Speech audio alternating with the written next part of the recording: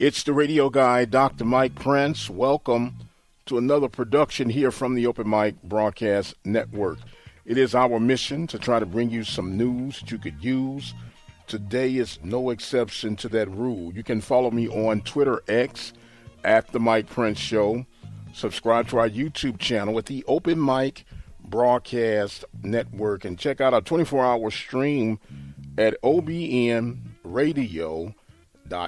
With all that being established, let us jump right into today's episode. Well, there are a couple of stories that we want to relay with you on today. We got one that is, I guess, already kind of concrete and set in stone. The football championship for the Celebration Bowl has been reassigned from the third week to the second week of December.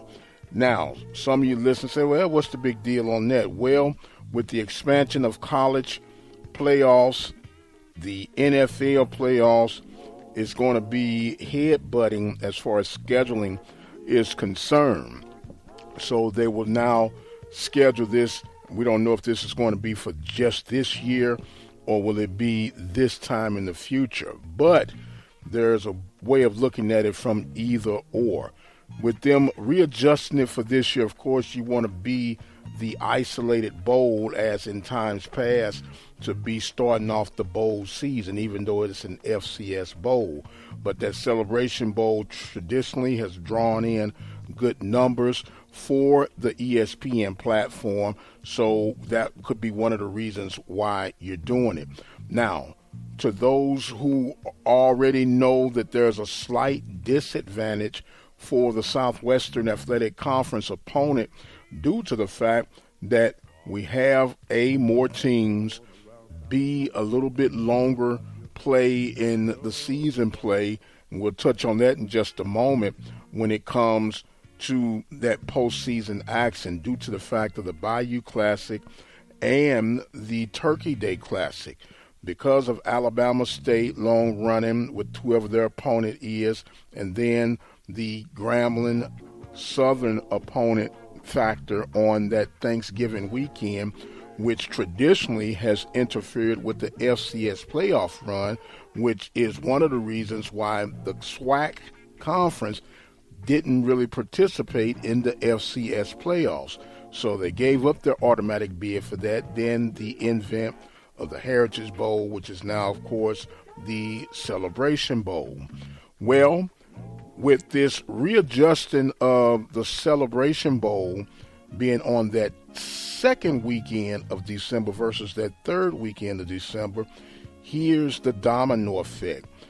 When you go through the regular season for the SWAC, you have your championship game, and usually you had a week after that SWAC championship game, which was the first weekend of December. Then you'd have a week to get prepared for that Celebration Bowl. Well, when you cut that week out, the MEAC, who ends play basically around the week before Thanksgiving, they would have about a 3-week advantage. Now they'll have a 2-week advantage. And now the SWAC does not have that week off. They'll go straight into playing. Now, depending on how you look at it, they will be fresh, but there will be some injuries that you might have to overcome, and no doubt about it, that far along in the season. And prepping for your MEAC opponent, where the MEAC opponent has the luxury of preparing for both teams in the event that one overcomes the other. So there is a solution to this, but it might not be a favorable solution. And the solution is simply this. Instead of continually having a traditional Thanksgiving game for Alabama State, Grambling, and Southern, you could have that game a week prior to Thanksgiving, which would give you that off week, balanced week to get things together. But good luck on that, with everything that's rooted from the New Orleans point of that Bayou Classic, all the money that they have invested on that, the tradition that it has built, and not to mention the tradition that's been built in Montgomery. But as the way college football has been going of late, does tradition even matter anymore? The ESPN people have shown us what they feel about it, because the readjustments of the college playoff schedule and the NFL is doing what they're doing. Tradition is out the window with all the realignments and everything that we have now. So for the SWAC to continue to be quote-unquote relevant in that window, there might be time to go and revisit how things are laid out as we are accustomed to having them laid out. So time will tell, and we'll see what's coming. Our second story that we're going to kind of briefly glaze over is still somewhat in developmental mode, but there have been whispers, murmurs, and circulation that there could be a changing of the guard from Mississippi Valley State's athletic director's role. Now, before we go into any further detail, we have reached out to Mississippi Valley HR. We've reached out to Mississippi Valley Athletic Department. We've reached out to Mississippi Valley's president's office, and everybody is kind of passing the buck, the three-card Monty, if you would. They'll say enough, but not enough to go. But here's what the potential build of the story is.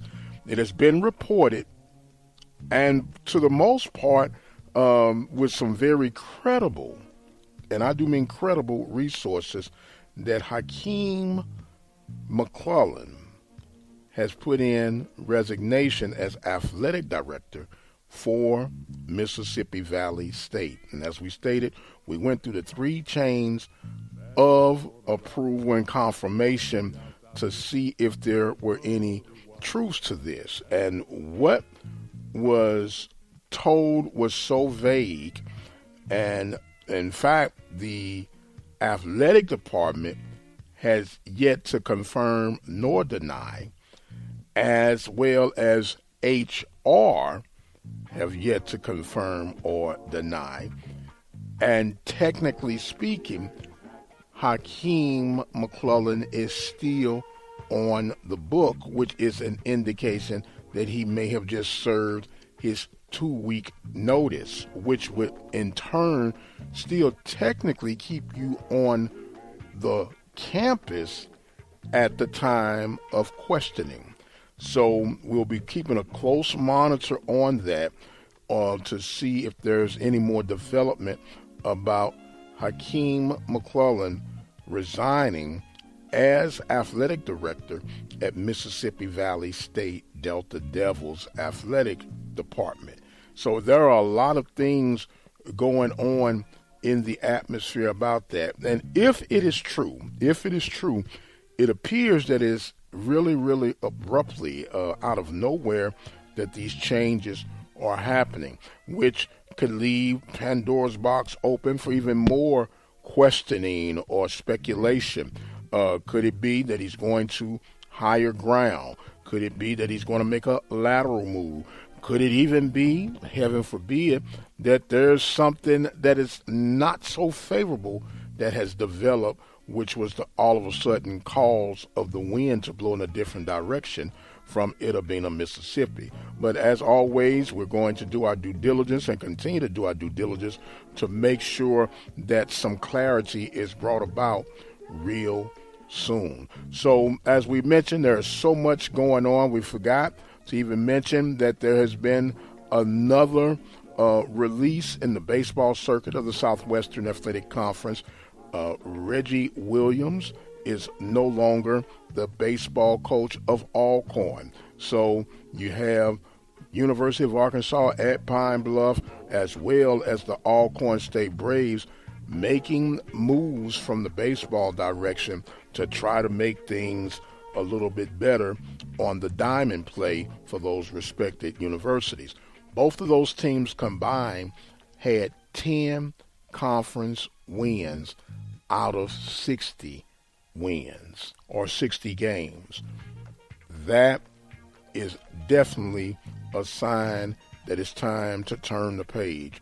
So as we say, there's so much going on. Don't forget, July 16th will be SWAC Media Day from Birmingham, Alabama.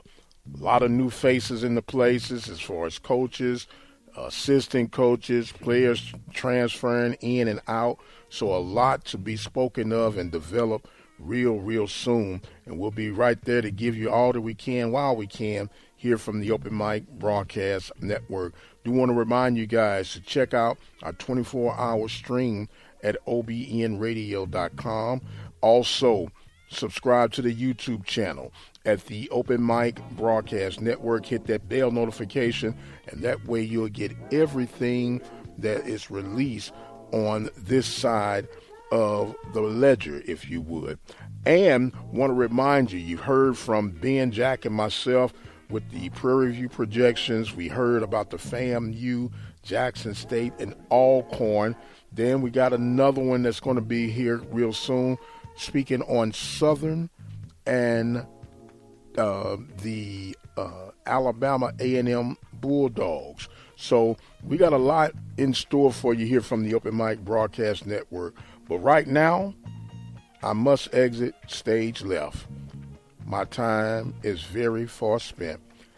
I am the radio guy, Dr. Mike Prince. Thank you guys so much for joining in with us. And until the next time, you guys be blessed, and we'll see you on the other side.